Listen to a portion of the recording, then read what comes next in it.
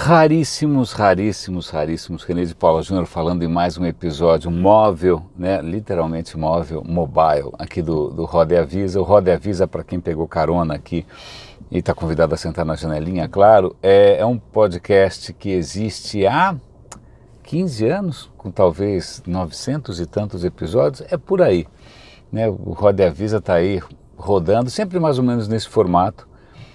Sempre, grande parte das vezes, gravado ao volante, sem arriscar pedestres, mascotes, transeuntes, né? Equipamento urbano, etc. Eu só manipulo a câmera quando o veículo está parado. E também sempre sem cortes, sempre sem edição, sempre sem roteiro.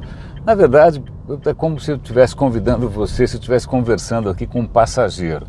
Né, faz de conta que eu sou um daqueles taxistas falantes que eu adoro e que nem todo mundo gosta, mas eu pelo menos adoro. Mas vamos lá. O que me levou a gravar hoje, fazia um bom tempo que eu não gravava, é uma questão que não é tão nova que no radinho, que já faz parte, já é histórica, faz parte do passado, que é o futuro. Estou sempre comentando aqui sobre a questão do futuro. E uma coisa que me intriga, porque futuro hoje é um assunto, né, todo mundo quer ouvir sobre o futuro, né? Você fala que você vai fazer uma palestra sobre o futuro, vem todo mundo, lota, né? Você tem futurólogos, etc e tal. Mas tem duas questões que me intrigam aqui. A primeira delas é que futuro vai acontecer, quer queira, quer não. Futuro é simplesmente o que vem depois, né? Simples, né? O meu hoje é o futuro do ontem, de anteontem. Então, o futuro, quando a gente quer falar sobre o futuro, está embutido aí, né, um pressuposto de quem está falando de um futuro melhor, né? Que a gente está pensando de um futuro mais avançado, né? Porque a gente tem muito profunda, né, muito inculcada a questão do progresso. A gente assumiu, isso é uma coisa bastante recente, né, essa certeza de que o futuro vai ser melhor que o passado. Ela é histórica, ela nasceu num certo momento, durante muito tempo, a humanidade se virou bastante bem com um tempo cíclico, né, em princípio as estações, tá, mas o futuro não ia ser tão diferente assim do passado. Talvez o futuro pessoal, né, você pode ir para o inferno, pode ter vida eterna, você pode eventualmente, né, se você for uma boa múmia no Egito, sei lá, mas o futuro não era exatamente uma questão tão intrigante. E de uns tempos para cá, cento e tantos anos para cá, sei lá, nasce o futuro, nasce a ficção científica e assim vai. Então nascem os futurólogos, né, a gente que vai falar das tendências. Ok, então o que me intriga nessa história de uns tempos para cá, eu venho sempre chamando a atenção das pessoas com a formação um pouco mais técnica, para elas resgatarem um pouco de visão humanista. Por que eu digo isso? Porque hoje as pessoas com a bagagem mais técnica, elas são capazes, né, de criar coisas que afetam muita gente, né? Então, como elas são capazes de criar coisas que afetam muita gente, seja uma app, seja um serviço, seja o que for, né? Como isso vai afetar muita gente, então, puxa, é bom a gente ter um pouco de reflexão sobre o que torna aquela, vamos chamar de impacto, bom, né? O que torna ele melhor, o que torna ele pior, né? Eu sei que, né, normalmente, quando a gente vem da área técnica, eu passei um bom tempo, eu fiz engenharia, depois eu fui para comunicação, mas eu me lembro, quando você vem da área de exatas, normalmente a questão é otimizar alguma coisa, seja o que for, né? Então tem que otimizar, tem que dar a resposta certa, tem que resolver um problema. As considerações mais humanistas, né, mais de impacto social, normalmente não entram no Excel, né? E se não entra no Excel, não existe, né? Não é porque não dá para mensurar, porque é subjetivo, etc. Então fica esse horror ao subjetivo. Tudo bem, normal, a gente construiu muita ponte, assim, algumas caem, mas tudo bem. Mas acontece que hoje as coisas que qualquer garoto constrói aí com um pouco de código impactam muita gente, né? Aliás, vou fazer um parêntese aqui, hoje saiu, acho que no G1, um rapaz no interior do Pará, numa cidade pequena, eu nem me lembro o nome direito. O cara tinha um site em que ele vendia informações pessoais sigilosas, né, a peso de ouro, vendia através do Mercado Livre, o Mercado Livre suspendeu o cara passou a vender no WhatsApp. Pois bem, a justiça conseguiu bloquear os bens desse rapaz. Então tá aí alguém que fez alguma coisa que do ponto de vista técnico pode, né, até ter algum tipo de mérito, mas eu não gosto de separar o mérito técnico do mérito ético, mas que na verdade estava fazendo uma absoluta barbaridade. Que bom, né, que o Mercado Livre se posicionou, o Yahoo se posicionou, o Google ainda não se posicionou, mas são outros 500. Mas é engraçado porque eu fiquei martelando muito nessa questão da formação ou na visão das pessoas que têm um pouco mais de acesso à questão técnica. Mas eu agora vou ter que me retratar, porque eu acho que eu fui injusto, ou pelo menos eu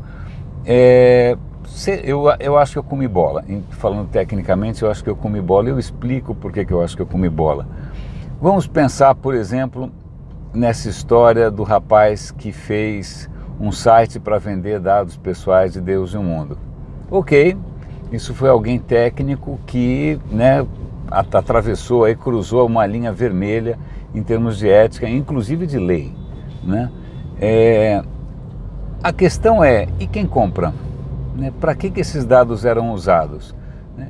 E aí, ampliando isso para uma escala muito maior, se eu parar para pensar na história toda do Facebook, com os dados que ele tem vendido, saíram documentos recentemente, o governo inglês teve acesso, a justiça inglesa teve acesso a documentos do Facebook, mostrando que para anunciantes, né, com bolso um pouco maior, o Facebook abria as pernas lá e mostrava um monte de informação que em princípio ele não deveria mostrar, né? Então, aí também saiu de ontem para hoje, se eu não me engano, uma reportagem, foi essa semana, uma reportagem acho que do Times, mostrando que uma série de aplicativos móveis que pedem a sua localização, sei lá, para dizer onde tem sauna perto, onde tem mercadinho perto, onde o sol nasce, sei lá, pede a sua localização para qualquer coisa, em princípio inofensiva. Essas informações podem estar sendo, e são em muitos casos, repassadas para um serviço, para uma empresa que negocia de baseada no atacado os dados de geolocalização e de para onde o cara vai, para onde o cara veio, de centenas de milhões de pessoas, né? E tudo em princípio anonimizado, mas de novo, ok, feio para quem abriu as portas para isso, mas agora vem a seguinte questão. Naquela história do Facebook eu mencionei anunciantes. Anunciantes, ninguém questiona muito, porque normalmente anunciante é o cara que tem dinheiro, ninguém quer contrariar o cara que tem budget, né? O cara que tem dinheiro no bolso. Mas como, né, felizmente o Roda e Avisa não tem rabo preso com nada, eu posso me permitir o luxo, ou a miséria, talvez, conforme o ponto de vista, de perguntar, pera um instante só, né?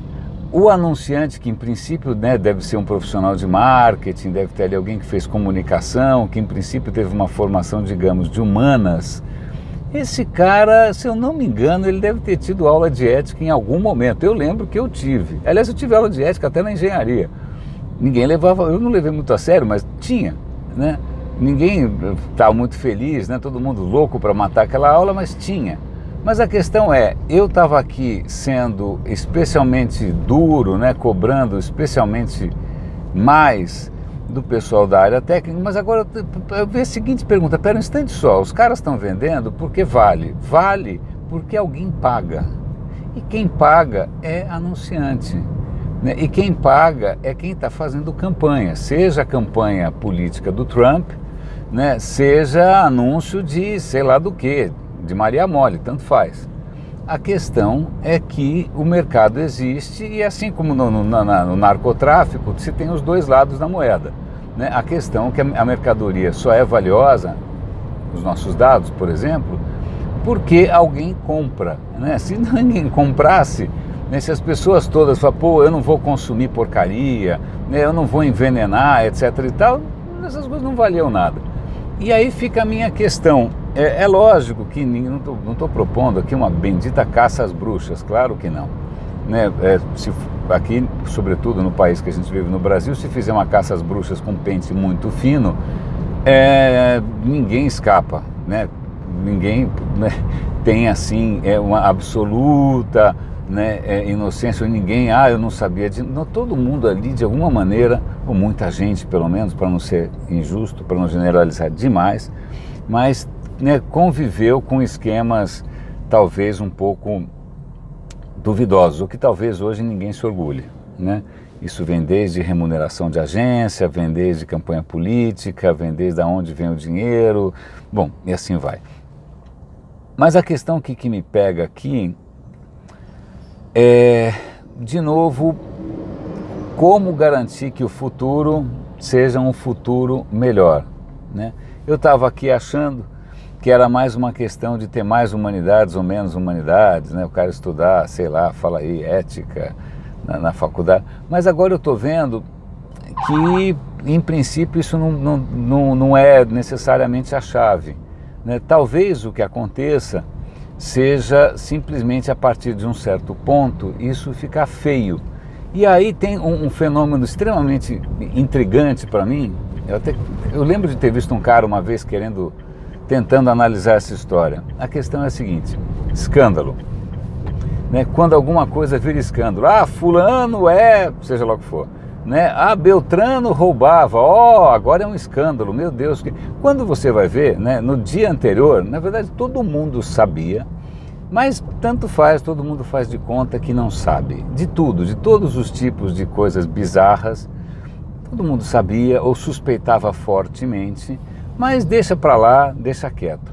Alguma coisa acontece, quando alguma coisa se torna um escândalo, que fica feio você continuar fazendo de conta, não dá mais para fazer de conta, ou então passa a ser aceitável você dizer que sabia, ou então, o que é mais legal ainda, em alguns casos, claro, né, fica até bem na foto quem fala, olha, eu sou contra, sempre fui, né, lutei contra, etc e tal. Tem uma transição aí que tem a ver com a questão de percepção pública.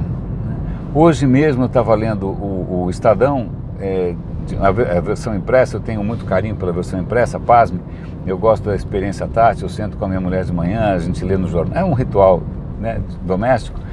E eu fui ver o caderno de educação do Estadão e tinha MBAs ali focado na questão da sustentabilidade do meio ambiente. Porra, isso é sensacional, isso quer dizer que né, agora a questão da sustentabilidade virou um tema publicamente interessante, provavelmente vai ficar bem no seu currículo.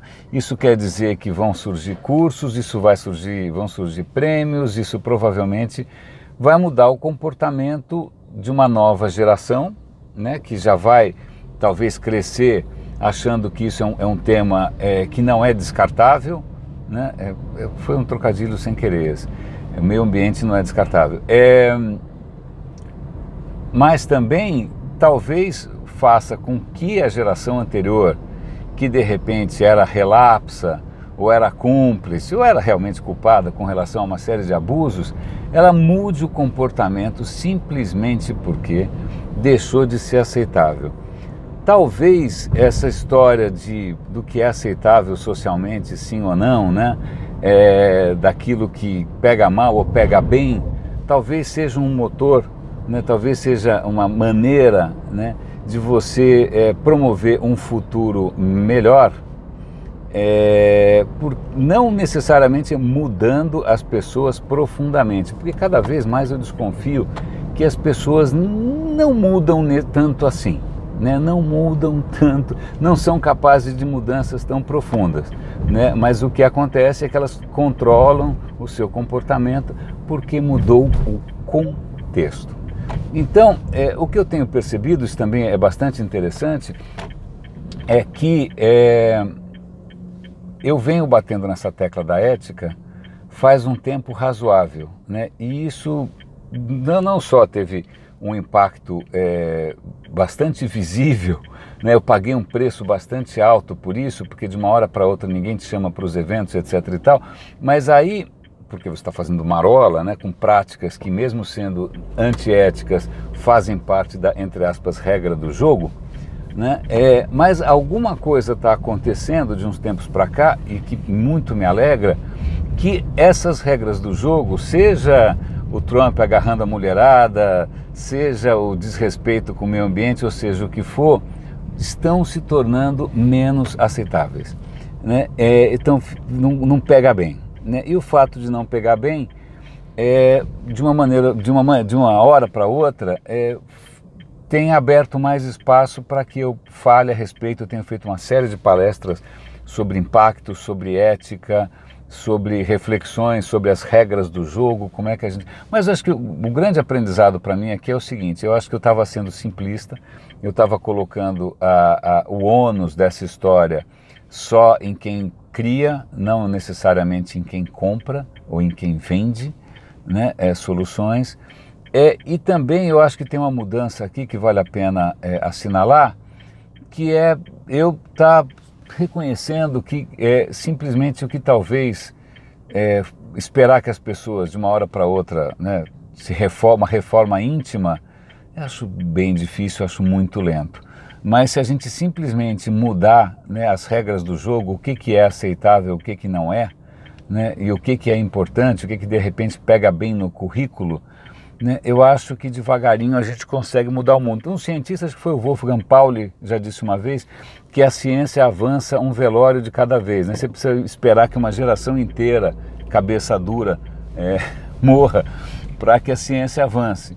Vamos ser um pouco mais otimistas, né? Não vamos torcer para que todo mundo morra, mas vamos torcer para que essa mudança aí da moda, por assim dizer, ou daquilo que pega bem, daquilo que é aceitável, né, daquilo que orna, com sotaque interiorano, sotaque paulista,